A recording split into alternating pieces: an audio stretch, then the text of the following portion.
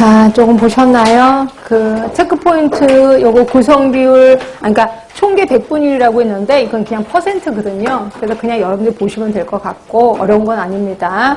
그리고 그 밑에 체크포인트의 구성 비율, 률, 비 이것도 그냥 한 번은 보셔야 되는데 구성비는 100%잖아요. 그래서 거기 체크포인트 보시면 주로 100분율의 형태로 표현된다. 그럼 결국 단위는 없고 0에서 1 사이의 값을 갖겠죠. 그러니까 1이라는 건 100%를 얘기하는 거고.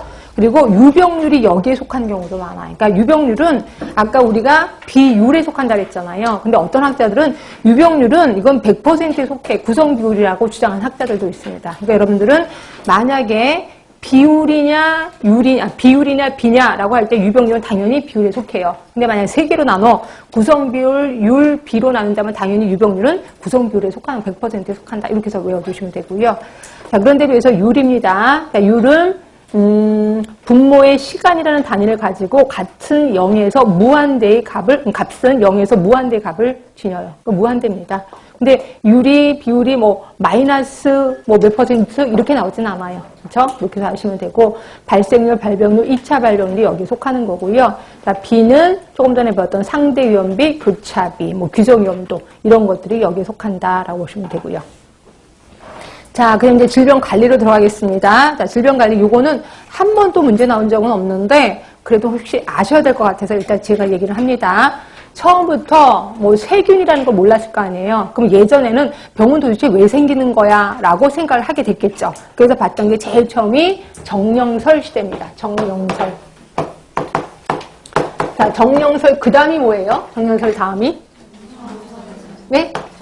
점성설이에요. 점성설. 그 다음 장기설 나오고 그 다음에 접촉감염설 시대. 접촉감염설 시대.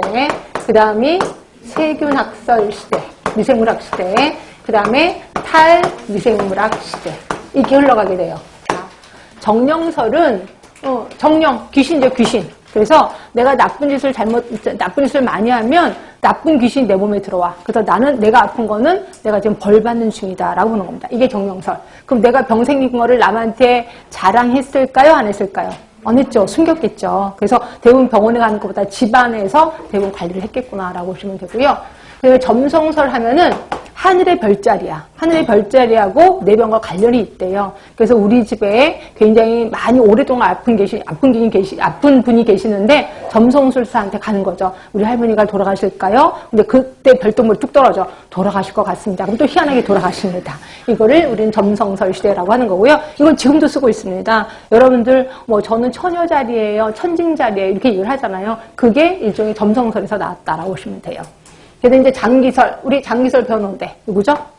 히포크라테스. 그래서 더러운 공기가 내 몸에 들어오면 병에 걸리더라. 그래서 만든 병이 뭐라 그랬죠?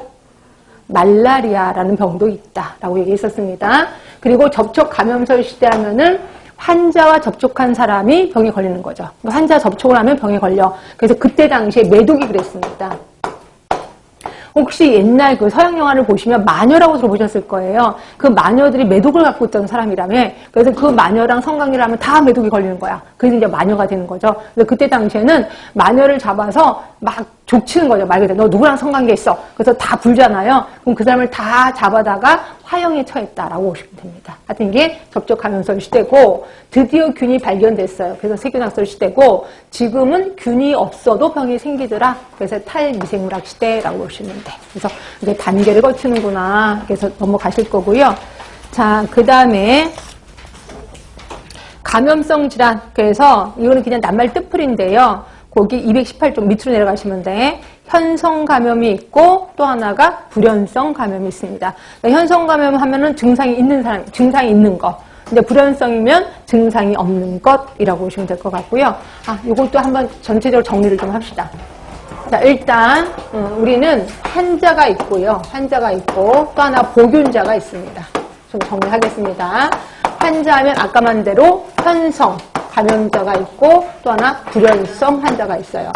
자, 현성이 많을까 불연성이 많을까? 여러분들은 불연성이 훨씬 많습니다. 불연성이.